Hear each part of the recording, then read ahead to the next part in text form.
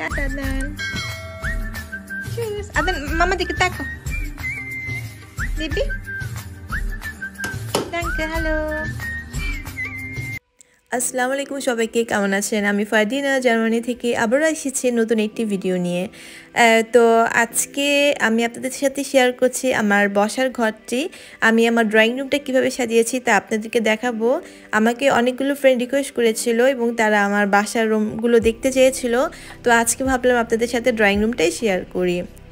তো ফার্স্টে বলতে চাই, দেশে এবং দেশে বাইরে যারা যারা আমার আজকের এই ব্লগটি দেখছেন আপনাদের সবাইকে জানাচ্ছি অসংখ্য ধন্যবাদ। আর আপনারা যদি আরও কোনো ইন্টারেস্টিং ভিডিও দেখতে চান আমাকে জানাবেন, আমি ট্রাই করব সেসব ভিডিও আপনাদের সাথে শেয়ার করার জন্য। তো কথা না বলিয়ে চলুন আজকে দেখি আমার বাসার রুমটা কীরকম।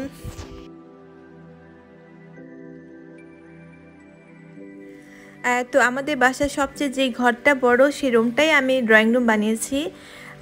তো আমাদের বাসার নিচে সবগুলো রুমের ফ্লোর হচ্ছে কাঠের ল্যামিনেট করা। তো এই কাঠের কালারের সাথে ম্যাচ করেই আমি সোফাটা চুজ করেছিলাম। আর তার পাশে একটা সোফা আছে, এটা হচ্ছে আপনার মেরুন কালারের।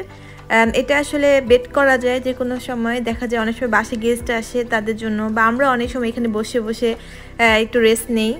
তো তার পাশে আছে আমাদের ইলেকট্রনিক হিটার, এদেশে হাইসুন বলে। তো এই রুমটা যেহেতু বড় তাই এই রুমটার ভিতরে দুটো হিটার আছে, একটা ডান পাশে আরেকটি হচ্ছে বাম পাশে জানালার সাইডে। তো এখানে দিতে পাচ্ছেন অনেক বড় একটি ছবি। এই ছবিটা আসলে আমার হাজব্যান্ড বাংলাদেশ থেকে নিয়ে এসেছিল, পরে আমরা এখানে বাঁধাই। এটা মক্কা শরীফের একটা ছবি। তার পাশেও আরও কয়েকটা ছবি আছে, এগুলো অবশ্য জার্মান থেকে কিনা, এটা তুর্কিশ দোকান থেকে কিনেছিলাম। তো পাশে এই ছবিটা, এটা আমার আব্বু কিনে দিয়েছিল বাংলাদেশ থেকে। তো এখানে টিভি আছে, এখানে প্লে স্টেশন খেলে লাভবাহিক সবসময়। আমাদের পাশে আরও টিভি আছে অন্য রুমে। তো আসলে ড্রয়িং রুমে টিভিটা সবচেয়ে বড়। তো লাভবাহিকের এখানে আরাম করে বসে সবসময় প্লে স্টেশন দেখে। আর আদনান ওকে অনেক ডিস্টার্ব করে অবশ্য। তো যাই হোক, এই পাশে একটা সোফা রেখেছি। আর পুরো ওয়ালটা জুড়ে আছে আমাদের আলমারি। তো সুকেসটা দেখতে পাচ্ছেন ডান পাশটায়।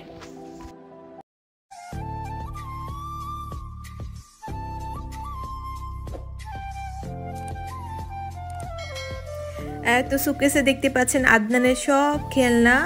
তো আদনান লাভবাহিক নাসা ছোটোবেলার সব খেলনা আমি ভিতরে রেখে দিচ্ছি। আর ছোট মানুষের ঘর গুছিয়ে রাখা আসলে অনেক কষ্টকর। একটু পরপরই ওরা এটা ফেলে দেয় ওটা ফেলে দেয়, ঘরটা এলোমেলো হয়ে যায়। তারপরেও যতটুকু চেষ্টা করি আসলে সব কিছু গুছিয়ে রাখার জন্য। তো পুরো রুমটার মধ্যেই আমি কাঠ কালারের জিনিস ইউজ করেছি।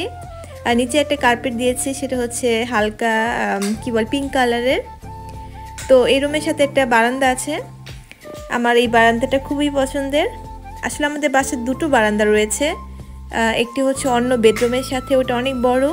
আর একটা হচ্ছে সরাসরি বারান্দা ড্রয়িং রুমের সাথে। তো যখন বরফ পড়ে তুষার পড়ে, তখন আসলে চারপাশে সাদা হয়ে যায়। আর এই জিনিসটা খুব ভালো লাগে এখান থেকে দেখতে।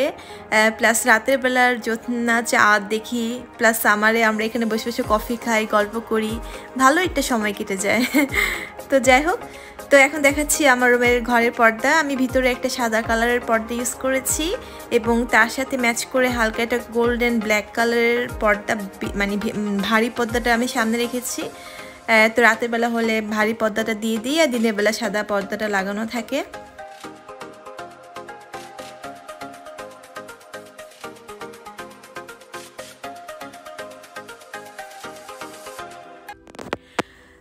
তো ফ্রেন্ডস, এখন দেখাচ্ছি একটা ঘড়ি, দেয়াল ঘড়ি। এটা ব্ল্যাক কালার পর্দার সাথে ম্যাচিং করে কিনেছিলাম।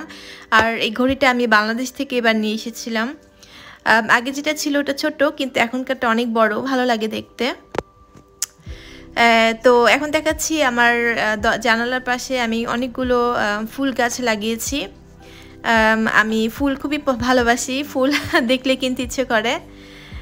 তো এখানে দেখতে পাচ্ছেন অনেকগুলো অর্কিড ফুল, এগুলো কয়েকটা কালারের আছে, হোয়াইট কালার, পিঙ্ক কালার, তারপর পার্পল কালার।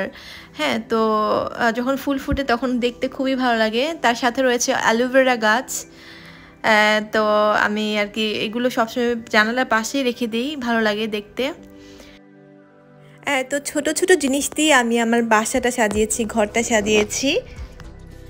তো ফ্রেন্ডস, এই ছিল আমার আজকে ড্রয়িং রুমের একটি ভিডিও। জানি না আপনাদের কেমন লেগেছে। তো আজকের মতো এখানেই, আবারও অন্য ভিডিও নিয়ে চলে আসবো। তো ফ্রেন্ডস, আপনারা ভালো থাকবেন, সুস্থ থাকবেন, আমাদের জন্য দোয়া করবেন। আল্লাহ হাফেজ, বাই বাই।